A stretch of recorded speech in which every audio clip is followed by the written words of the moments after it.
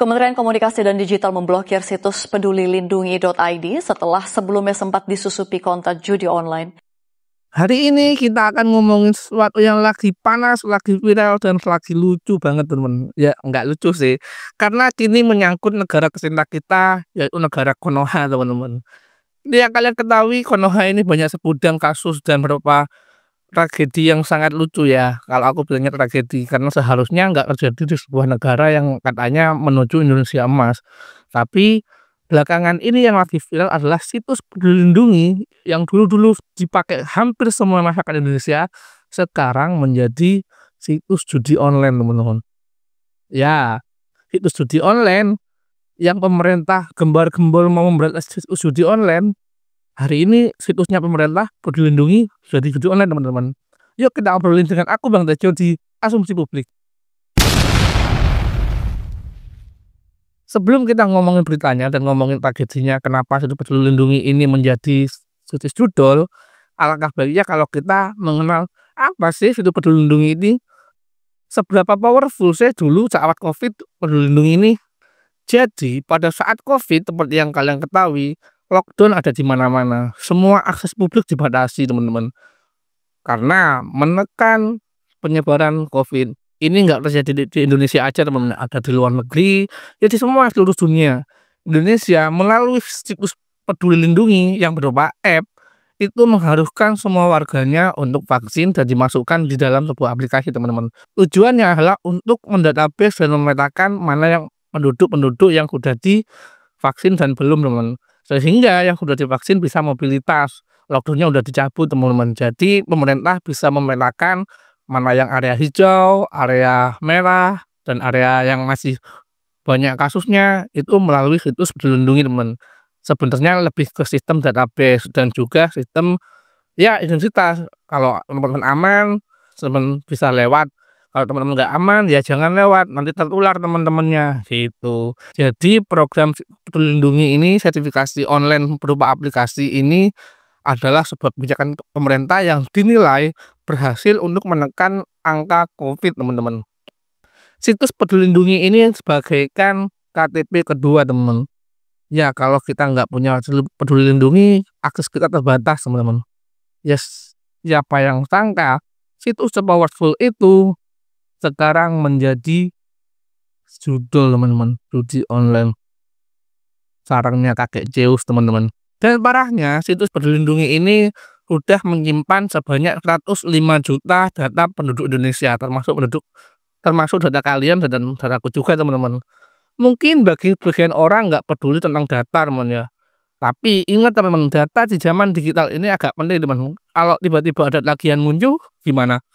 Kalau tiba-tiba loh, kok aku punya pinjol, padahal nggak pernah ngajuin, tiba-tiba BI checking, siapa yang tahu teman-teman.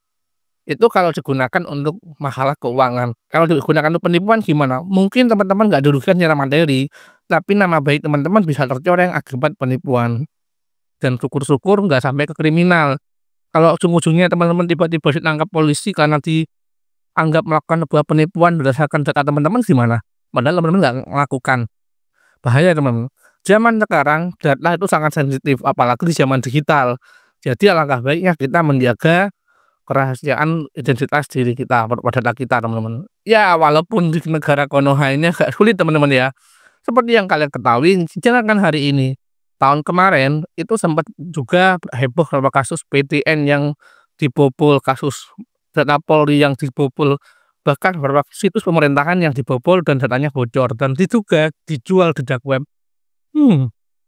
Dan juga teman heboh juga tuh, jual beli KTP seluruh warga Indonesia, 250 juta KTP penduduk Indonesia yang ada di dark web teman-teman.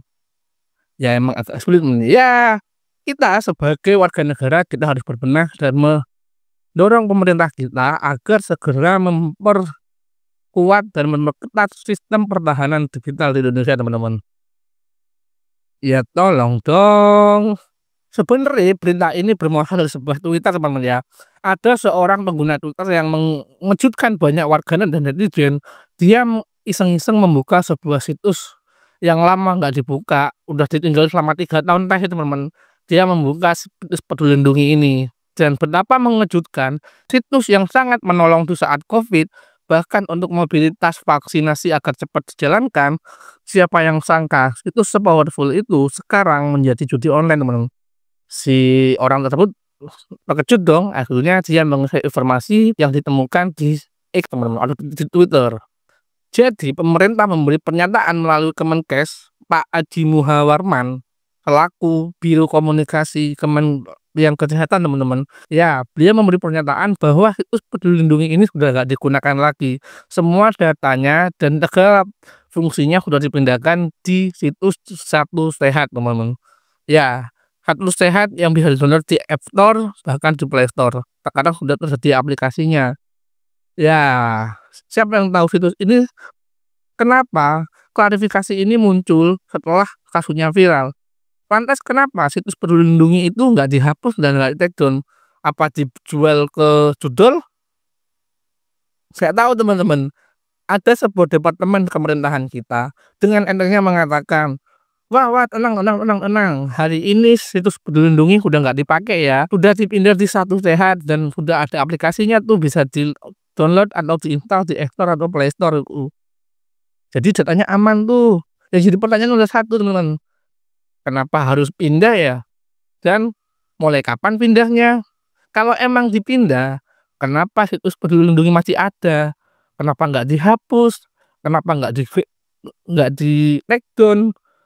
Dan yang paling jadi pertanyaan sangat urgent adalah kenapa situs Peduli Lindungi harus dipindah? Emang ada masalah apa? Kita nggak sampai situ ya. Yang paling janggal juga kenapa nggak di-take down? Kenapa situs Peduli Lindungi menjadi judul?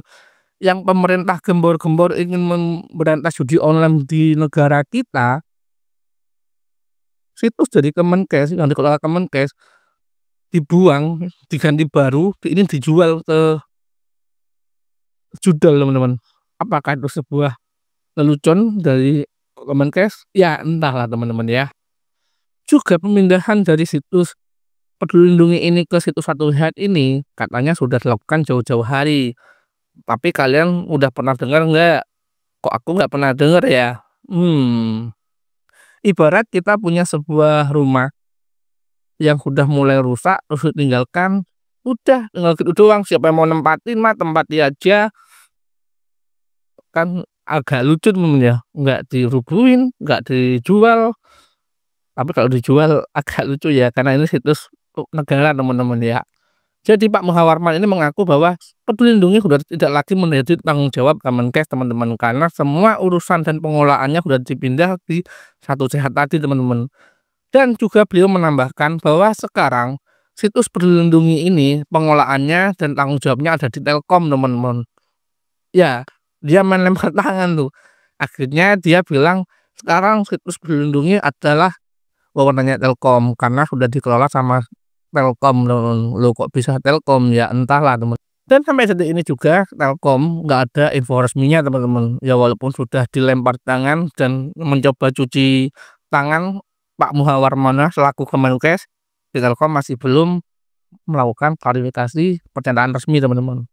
Dan yang menjadi sorotan publik bahkan menjadi kritikan pedas para warganet adalah Kominfo, teman-teman, yang sekarang menjadi Komdigi. Sebagai tugas utama Kominfo adalah pengawasan dan regulasi perihal aplikasi digital, situs digital, termasuk situs Peduli Lindungi ini, teman. Kenapa Kominfo bisa membiarkan hal itu terjadi? Kenapa kok sampai situs Peduli Lindungi ini diretak, teman-teman? Karena cuma ada dua kemungkinannya situs Peduli Lindungi ini menjadi judul, teman-teman. Antara diretas atau dikasih ad, teman-teman, dikasih iklan tanpa filter. Akhirnya iklan judi online nggak ke filter, teman-teman, itu karena dinilai Kominfo atau Komdigi ini dapat menjaga dan memfilter segala bentuk digitalisasi di Indonesia, teman. Apalagi ini adalah aplikasi digital punya pemerintah, teman-teman, yang dibangun nilainya nggak main-main, menghabiskan miliaran rupiah dengan pajak keringat kita, teman-teman. Tapi ya emang agak lucu, teman. Jadi akibat kasus ini semuanya pada lempar tangan, pinginnya semuanya cuci tangan, lepas tanggung jawab. Kemenkes bilangnya Telkom, Telkom masih belum klarifikasi, Kominfo masih belum klarifikasi, dan beberapa pejabat publik juga bilang kalau ini adalah peretasan. Ya tapi kan sampai kapan situs pemerintah, situs negara dijadikan obok-obok oleh para hacker, teman? Semudah itukah membobol untuk pemerintah? Bagi anak IT, komen di bawah, teman-teman. Dan yang menjadi ini semakin menarik adalah beberapa oknum di Kominfo, ya, beberapa oknum di Kominfo terdapati menjadi backingan dari sebuah judi online, teman-teman. Ya, itu berita kemarin-kemarin, teman-teman. Ada sekitar 28 orang yang terlibat, sebagiannya masih buron, teman-teman. Modusnya adalah situs judi bayar agar tidak diblokir oleh pemerintah.